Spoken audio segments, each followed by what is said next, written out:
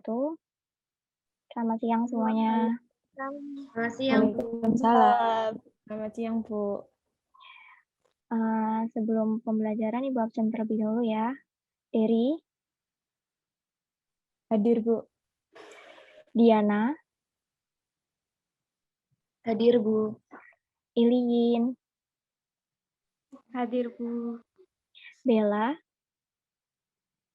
Hadir, Bu. Sepertinya ada yang tidak masuk satu ya. Apa mungkin sinyal? Sepertinya sinyal, Bu.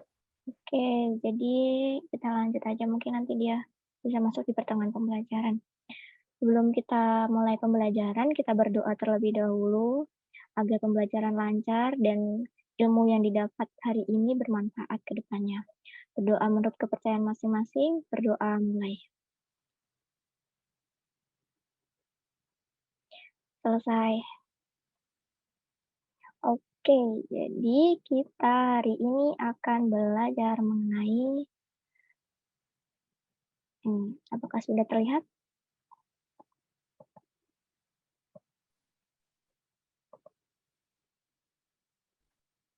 Apakah sudah terlihat? Sudah, Bu. Sudah ya. Coba dibaca judulnya dari Konsep dasar fotografi. Oke, jadi siang hari ini kita akan belajar mengenai konsep dasar fotografi. Tujuan pembelajarannya apa sih? Ya, tujuan pembelajaran pada hari ini itu yang pertama, peserta didik mampu menjelaskan mengenai pengertian, mampu mengetahui sejarah fotografi di Indonesia, terus mampu menyebutkan minimal 2 unsur dalam fotografi. Yang ketiga, mampu memberi contoh minimal 5 jenis fotografi. Yang pertama mengenai pengertian fotografi. Jadi kalau fotografi itu nggak usah ribet-ribet. Sebenarnya fotografi itu diambil dari kata fotos dan grafos. Fotos di sini berartikan cahaya dan grafos itu gambar. Jadi fotografi sendiri itu artinya menggambar cahaya. Cukup simpel artinya, kalian nggak usah ribet-ribet, cukup ingat cahaya dan menggambar. Lanjut, kita akan belajar mengenai sejarah fotografi di Indonesia. Jadi pada tahun 1841 ada seorang pegawai kesehatan Belanda bernama Jurian itu mendarat di Batavia dengan membawa daguerreotype. Ada yang tahu daguerreotype itu apa? Aneh ya bahasanya ya. Jadi sebenarnya itu ini nama kamera. Ya, ini salah satu nama tipe kamera zaman dahulu. Terus selanjutnya penugasannya itu dikontrol terhadap tanah jajahan, tidak lagi dilakukan dengan membangun benteng pertahanan atau penempatan pasukan dan meriam, melainkan dengan cara menguasai teknologi dan komunikasi modern. Jadi pada tahun 1841 itu, penjajah itu nggak lagi kejam terhadap bangsa Indonesia sebenarnya menjajahnya. Mereka menjajah melalui transportasi komunikasi. Terus masuklah Belanda ke Indonesia pada tahun 1942 menciptakan kesempatan bagi bangsa Indonesia untuk menyerap teknologi ini. Demi kebutuhan propaganda Jepang, mulai melatih orang Indonesia menjadi fotografer untuk bekerja di kantor berita Domai. Kalian tahu kan kantor berita Domai? Itu salah satu kantor berita yang sangat panjang sejarahnya untuk kemerdekaan Indonesia sendiri. Selanjutnya, siapakah dia? Dia adalah Kasian Cepas. Dia warga asli, terus diangkat oleh pasangan Adrius dan Eta, disekolahkan di Belanda, tapi Cepas ini orang yang mengenalkan dunia fotografi pertama kali di Indonesia. Jadi bisa dikatakan Kasian Cepas ini bapak fotografi Indonesia. Jadi karya tertuanya Kasian ini pada tahun 1875. Itu sangat lama sekali untuk ditemukannya sebuah karya Kasian ini karena literatur itu jarang untuk menyebut namanya dia. Lanjut, kita akan membahas unsur dalam fotografi. Pertama, pencahayaan. Sumber cahayanya ada dua, alam dan buatan. Yang alam itu bisa dibaca Mbak Iliin? Apa saja? Sumber pencahayaan ada dua, Bu. Yang pertama dari alam seperti matahari, bulan, bintang. Kemudian yang cahaya buatan seperti lampu, lilin, senter, obor, api unggun, blitz, lampu studio, dan lain-lain.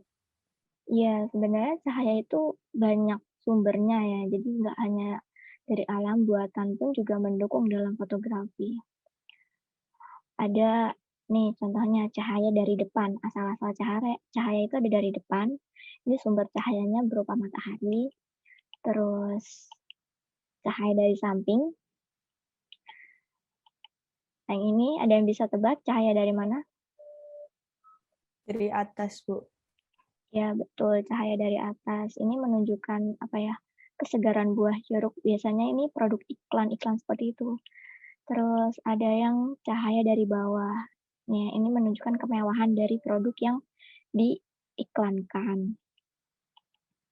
Ini ada yang bisa tahu cahaya dari mana? Belakang. Yes, dari backlight. Nih, dari belakang cahaya mengandalkan cahaya alam berupa matahari terbenam. Next, ada efek gerak. Ada stop motion, slow action, dan panning. Stop action itu, dia artinya membekukan gerak objek. Biasanya itu kecepatannya tinggi. Kalau slow action itu artinya menangkap gerakan dengan kecepatan rendah. Kalau panning ini menangkap gambar objek yang sedang bergerak dengan cepat. Yang ketiga ada fokus dan ruang tajam.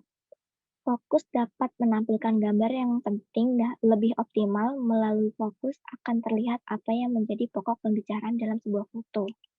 Foto ini, apa yang menjadi pembicaraan dalam foto ini? Siapa yang bisa menjawab?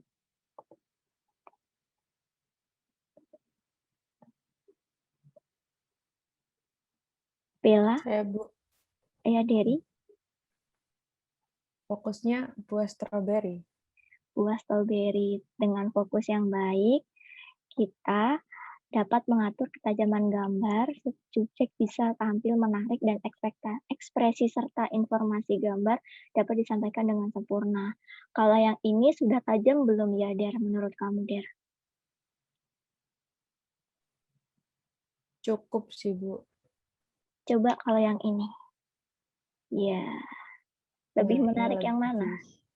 yang bawah. Oke, jadi fokus itu sangat menarik perhatian minat yang melihat ya. Sangat penting. Selanjutnya ada komposisi. Komposisi ini dapat mendukung ekspresi dan keindahan susunan bentuk-bentuk dalam sebuah foto.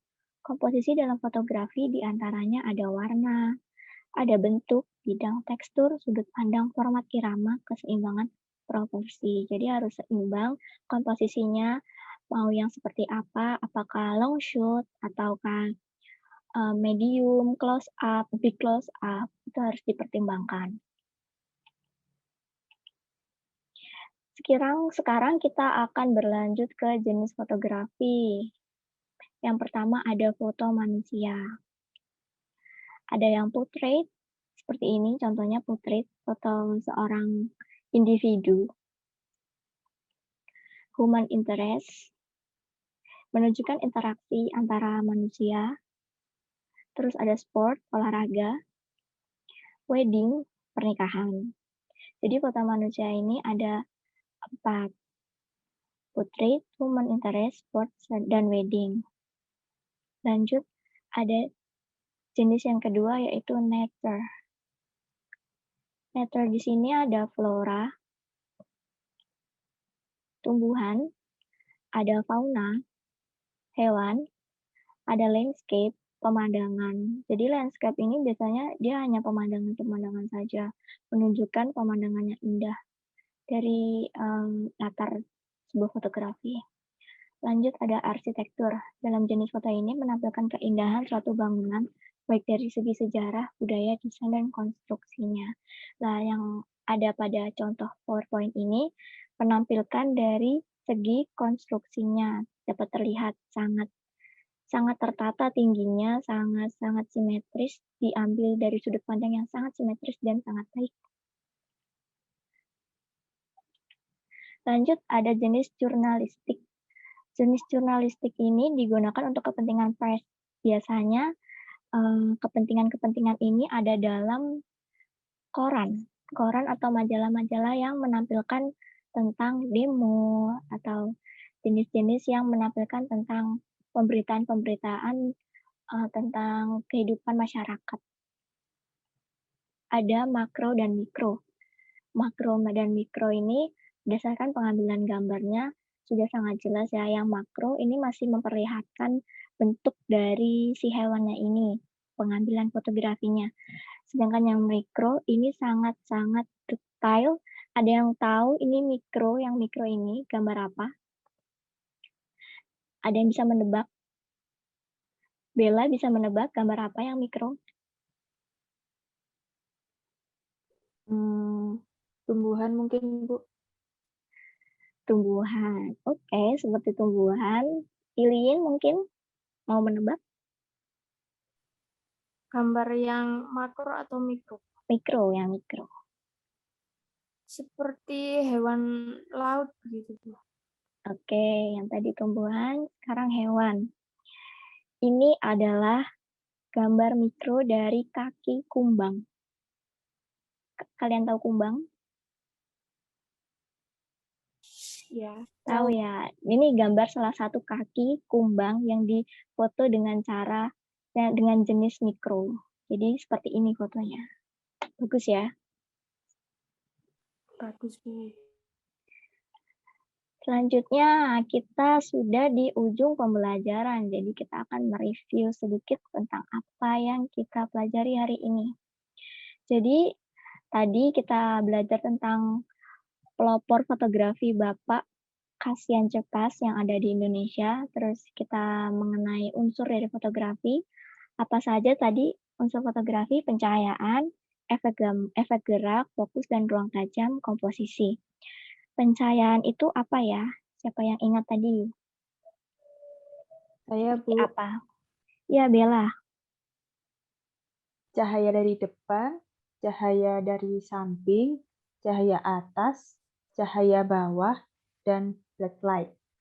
Ya, betul. Itu pencahayaan dari arah datangnya cahaya ya. Terus yang selanjutnya ada efek gerak. Siapa yang masih ingat tadi saya menjelaskan efek geraknya? Saya, Bu. Ya, Risma, silakan. Ada stop action, slow action, dan panning. Ya, betul. Ada 3. Stop action, slow action, dan panning. Tadi itu perbedaan antara stop action dan slow action. Ada yang memperhatikan penjelasan saya? Saya, Bu. Oke. Slow action itu salah satu teknik fotografi yang bertujuan memperlihatkan atau menangkap gerakan objek. Biasanya digunakan kecepatan rendah antara 1/30 sampai 1 detik. Kalau stop action itu kebalikan dari slow, yakni teknik fotografi yang bertujuan membekukan gerak objek. Biasanya digunakan kecepatan tinggi antara 1/125 sampai 1/4000 atau lebih.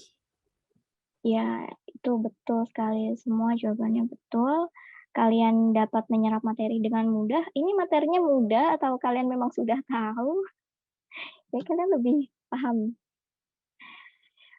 Jadi jenis-jenisnya itu ada foto manusia, tadi itu sudah saya jelaskan, ada wedding, ada portrait, dan lain-lain, ada nature, ada arsitektur, ada jurnalis, ada makro, serta mikro. Jadi, seperti pembelajaran pada umumnya, kalau sudah di penghujung pembelajaran, akan ada misi-misi yang harus kalian kerjakan. Misinya adalah mencari minimal 5 jenis dari fotografi dengan waktu pengerjaan 1 minggu dikumpulkan dalam Google Classroom. Jadi gini, tadi kan kalian sudah belajar jenis-jenis fotografi. Ada yang fotonya arsitektur, ada yang fotonya portrait untuk manusianya.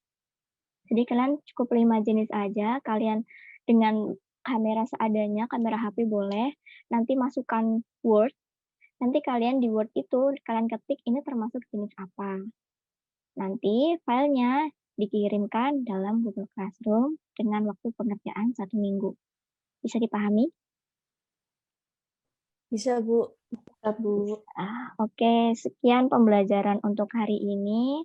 Semoga semua ilmunya ini bermanfaat. Ibu mohon maaf jika terdapat kekurangan.